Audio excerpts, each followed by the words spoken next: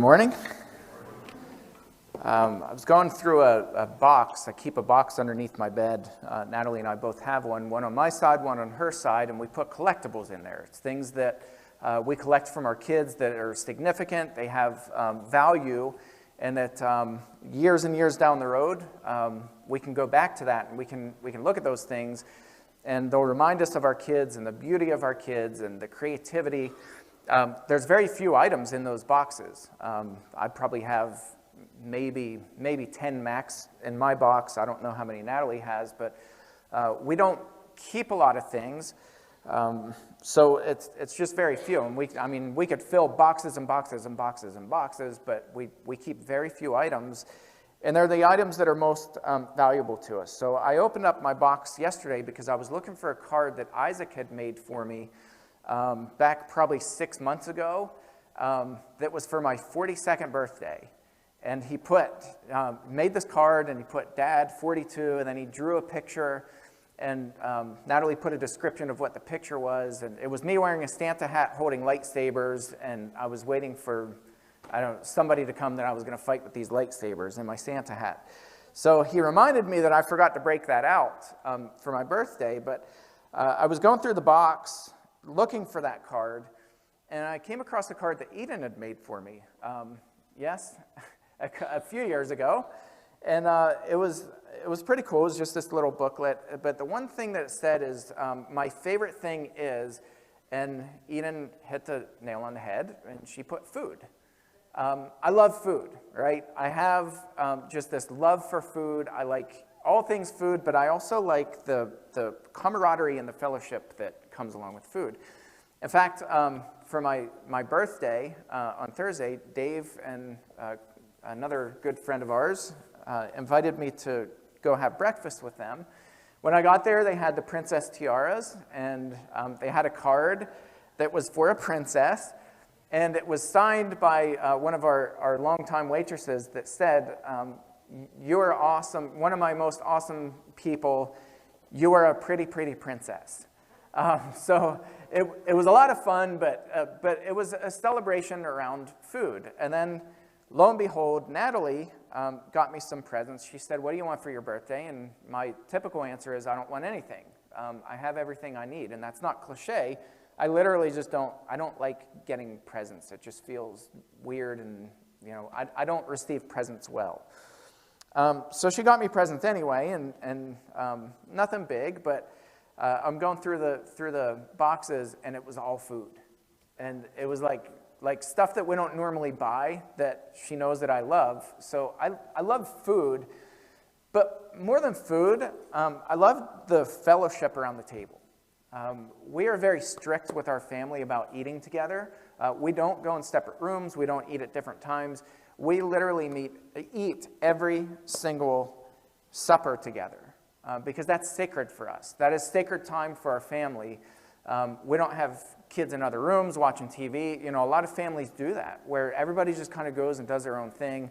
They'll pop food in the microwave, or they'll even get dinner that's been made and prepared, but they don't eat it together. There's not that sit-down fellowship.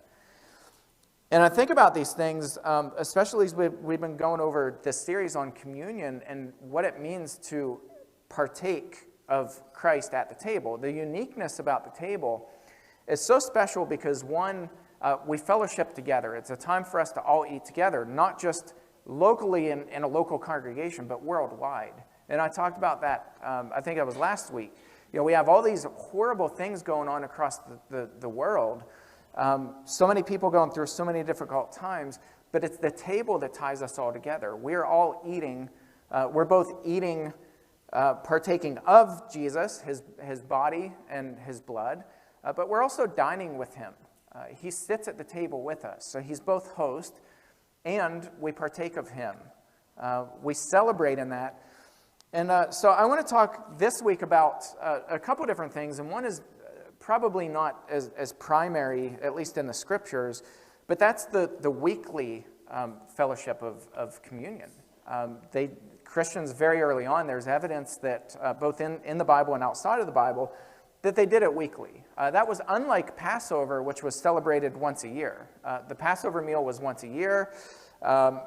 A lot of that was logistics. Every single Jewish person had to come to Jerusalem for the Passover once a year. Can you imagine doing that every single week? Would have been a complete nightmare.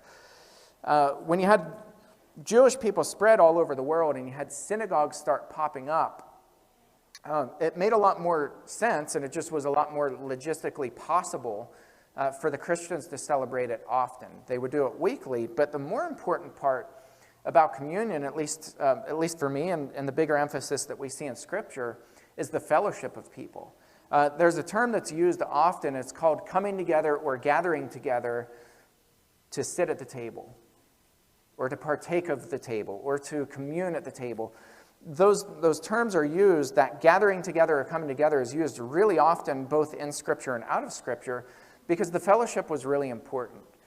People coming together and participating together as Christians was vital to the kingdom of Christ. I talked, I think it was last week or the week before, about the participation, that Jesus had this table that was participatory and invitational. He invited people to the table. He sat and he ate with people, all people, especially lowly people, people who were outcast. Now, I want you to imagine for a second stripping away the fellowship from all of our tables, not just this table, but all of the tables. Imagine, if you can, eating a meal after meal after meal after meal alone. And I'm not talking in another room. I'm talking alone. Meal after meal after meal. There are some people who fit into that category, who eat meals alone. I can remember when I drove truck over the road, one of the things that struck me was, one, I didn't eat a lot of good food because it was really expensive. So I had a refrigerator in my truck, and I would make like cold meals a lot. It loses its novelty after a while, but the bigger thing is that eating alone is just, well, lonely. And I remember I pulled into a truck stop this one day, and this homeless man was standing, and he had a sign. He was asking for money. He said he was hungry. And I remember it was just like this kind of a whim of a moment thing, and I walked up to him, and I was like, hey, I'll do you one better. I was like, you want to come eat with me? And the guy started tearing up, and he said, are you serious? And I was like, do I look serious? I was like, yeah, let's go. I'm already going to eat. I would love to have company. And the guy walked in with me, and it was like a buffet style, all you can eat, which I love. And we just started piling up food, and this guy like piled his plate up. And you could tell he kept looking at me, and he was like really hesitant. And I was like, man, get what you want. I was like, it's on me. Eat whatever you want. So we're both sitting there, and the guy starts crying again, and he said, I can't tell you the last time that I sat down and ate a meal with another human being. It's that loneliness, the lack of fellowship, and eating alone eats people alive. No pun intended, but it's lonely, right? It's incredibly lonely. So eating often at the Lord's table and including people, being inclusive and non-divisive, and that fellowship was critical for early Christians. We're going to look at some passages both in the Bible and outside just to show that the Christians did in fact gather together on Sundays. That was a little bit of a change from the Gospels, where they got together on the Sabbath in the synagogue. By the time Paul's planting churches all over the place, clearly they were meeting on the first day of the week, on Sunday. Paul says this in 1 Corinthians 16:2, on the first day of every week. Clearly they were getting together, first day, Sunday, every single week. On the first day of every week, each of you is to put something aside and store it up as he may prosper, so that there will be no collecting when I come. This comes from the Didache. The Didache means the teaching. It's the teaching of the apostles. This is a very early writing, a very short writing. It dates to about the end of the first century, so, in the 90s, the like 170s to 180s, the end of the first century. It's not that old of a document. We don't think that any of the apostles actually wrote this. There's no evidence whatsoever that they actually wrote it. This was a pseudonymous work, which means somebody wrote it on behalf of somebody else, so claiming to be apostles who wrote it, but the apostles didn't really write it. But what it shows is that there's an early glimpse into the church post-New Testament of what the Christians were doing. This is a very widely circulated document. Many Christians would have had this in their hands. And this is what it says. The Didache chapter 14, verses 1 through 5. And on the Lord's own day, gather yourselves together. It's the same terminology that's used over and over throughout the Scriptures. Gather yourselves together and break bread. Clearly talking about the Lord's Supper. And give thanks, first confessing your transgressions, that your sacrifice may be pure. And let no man, having his dispute with his fellow, join your assembly until they have been reconciled, that your sacrifice may not be defiled. For this sacrifice it is that was spoken by the Lord. In every place and at every time offer me a pure sacrifice, for I am a great king, saith the Lord, and my name is wonderful among the nations. This gathering together was really important. Christians coming together, breaking bread together, participating at the table of Jesus together. And not only together, but being unified. There could not be division. Christians couldn't be fighting, and they couldn't be unreconciled to each other. They couldn't have these major issues with each other and sit down at the Lord's table. That's the issue in 1 Corinthians chapter 11 that Paul addresses. Paul says, this isn't the Lord's table when you guys come and eat together, because there are all these divisions. This is a letter that I've referenced before. It's Pliny the Younger, and he writes it to Emperor Trajan about 110 AD. So pretty early, right? Paul's letters are being written in the 50s about, the 50s and early 60s. So shortly after Paul's going on these missionary journeys, half a century later, this letter was written with the problem of all these Christians that are all over the place, and they're defiling the gods of the Roman Empire. Pliny writes this. He said, they asserted, however, that the sum and substance of their fault or error had been that they were accustomed to meet on a fixed day, before dawn, and sing responsively to a hymn to Christ as to a God, and to bind themselves by oath, not to some crime, but not to commit fraud, theft, or adultery, not to falsify their trust, nor to refuse or to return a trust when called upon to do so. When this was over, meaning their morning worship, when this was over, it was their custom to depart and to assemble again, to come together again, to fellowship together again, to partake of food, but no ordinary and innocent food. What do you think he's referencing there? Right? They would come together and they would take the Lord's Supper in the evening, and they would all come together. They would assemble together. It was important for Christians to be together at the table of Jesus. Again, I reference 1 Corinthians 11:20. Paul says, when you come together, it is not the Lord's Supper that you eat. And then Paul goes in and he says, some people show up hungry, and you guys have already eaten. There's no food left. It's this complete chaos, and people are getting drunk. You're drinking way too much. You're really participating in the Lord's blood, right, at the table, because you guys are getting drunk. This isn't the Lord's table. But the point that Paul makes is when you come together, when you assemble together at the Lord's table, that fellowship is important. Being united is important as Christians.